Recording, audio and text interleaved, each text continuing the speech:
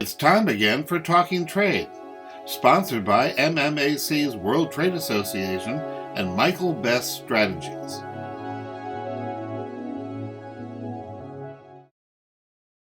Welcome to Talking Trade. I'm Sandi Siegel, president of MED. And I'm Ken Wasylik, Managing Director of EM Wasylik and Associates, an international business development company. We're very pleased and very happy that we have on our show today Damon Holter, an award-winning barbecue connoisseur, grill master, and also co-owner of Croix Foods based in Hudson, Wisconsin. Welcome, Damon, to Talking Trade. Welcome. Yes, thank you. I appreciate you having me on today. Well, thanks. So Damon, I'm a somewhat of a foodie, and I really like exploring different cultures and different foods. And anybody that follows me on LinkedIn can see that. Damon, Croix Valley Foods has a great story, and you started bottling your family recipe, steak sauce recipe, over a decade ago. How did this all develop? How did this happen? This is a great development here. It's a great story. Yeah, well, I mean, it does go back to about 2009 when we started the company, but the roots are a lot earlier than that. I had a restaurant in northern Wisconsin that I ran with my parents, and we had a steakhouse. I created a house steak sauce that we served with every meal, and people really loved it. They always asked if we would bottle it or if they could buy it.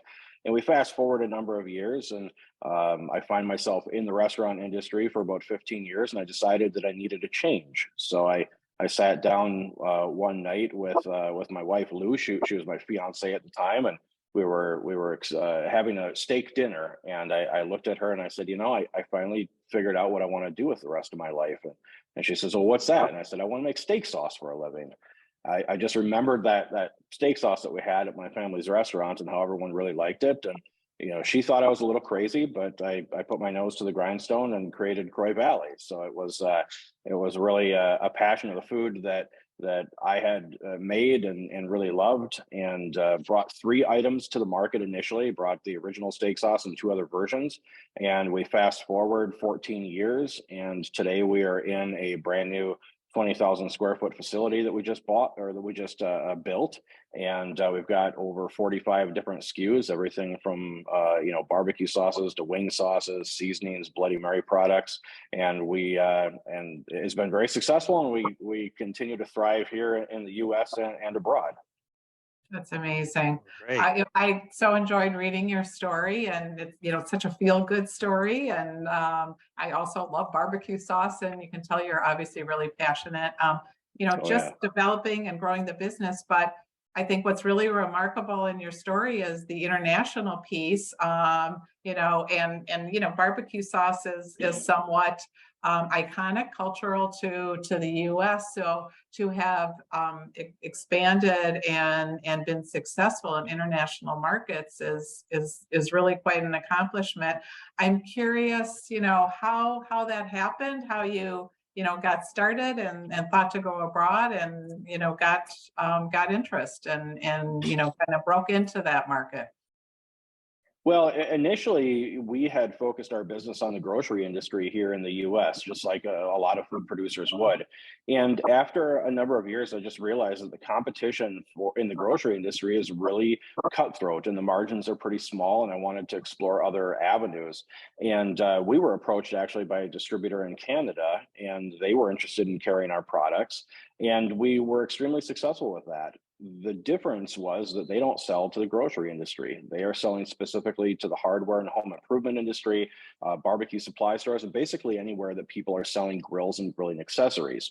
So we saw this success in the Canadian market, and we decided to pivot our business here in the US to do the exact same thing. And it really increased our business tremendously. So with the success of what we were doing here in that arena, it got us involved in food sport. Personally, my wife and I travel all over the world now, and we compete in professional barbecue competitions and different food contests, steak competitions, and that opened up a whole new world of exploring different markets, different people to promote our products to and sell to. And we started thinking, we had all the success in Canada, why don't we look elsewhere?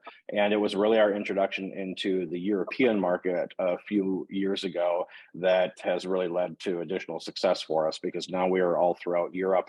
We're in Japan, Australia, New Zealand. We are going into South America now, and we've utilized the lessons that we've learned and the relationships that we've built with other people across the world, especially those that are passionate about cooking and about competition cooking specifically, to be able to take our business from from where we were a few years ago to really the next level. It's been just a tremendous success, and we're continuing to ride that wave and push forward now. Well, that's great, Damon, especially your expansion into Europe and Japan and New Zealand, Australia. So you said you stepped it up to the next tier, the next level. What's the frontier look like for you going forward? Is there another level that you're focusing on, or what's the next step here?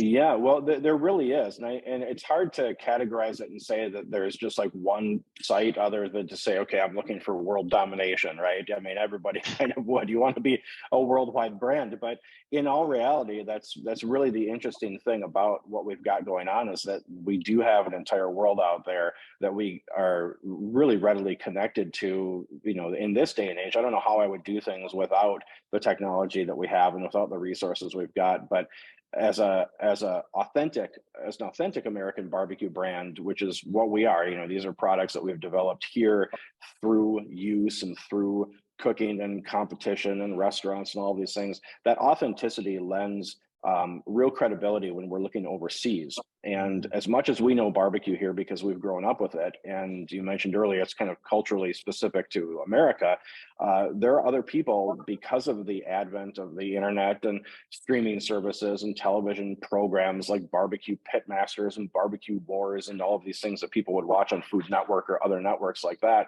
The interest in American barbecue has increased tremendously around the world. So while we've grown up with it here, there are other countries and other cultures that are just being exposed to American barbecue now. They might be 20, 30 years behind where we are here, but they've got a passion for these items, and we can go into a new community and we might be first to market with American barbecue. So we're just setting our sights on really the next place to sell our products.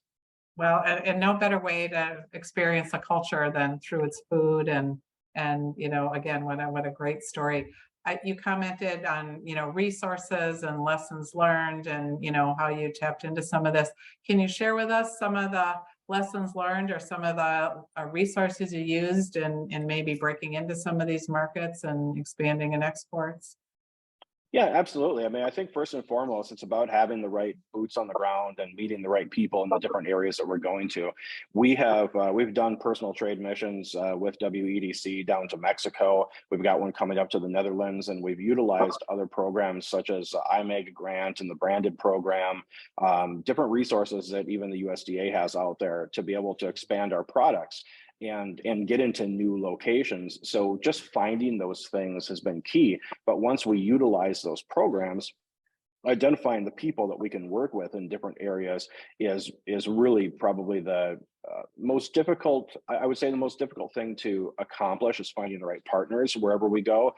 But once we find them, we're building relationships. And that is absolutely key to no matter where we are selling, we're building relationships. I think personally, it's easy to sell products to a distributor or a buyer or a wholesaler anywhere in the world. It's really easy to sell. It's not that easy to get them to reorder and to follow through. And we are legitimately building a brand in different regions where we physically don't exist right now. So it's a lot of hard work, but with the right partners in those areas, the right distributors and people who believe in us and we believe in them, then it makes the job a lot easier.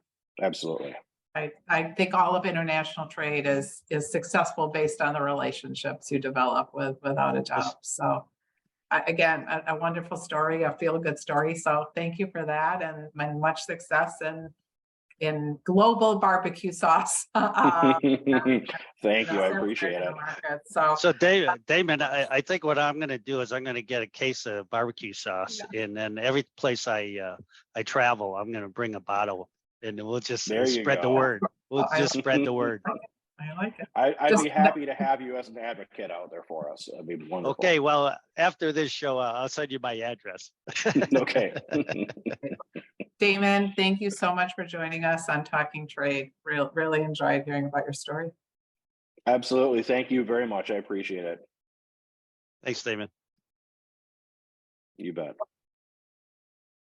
You've been listening to Talking Trade, sponsored by MMAC's World Trade Association and Michael Best Strategies.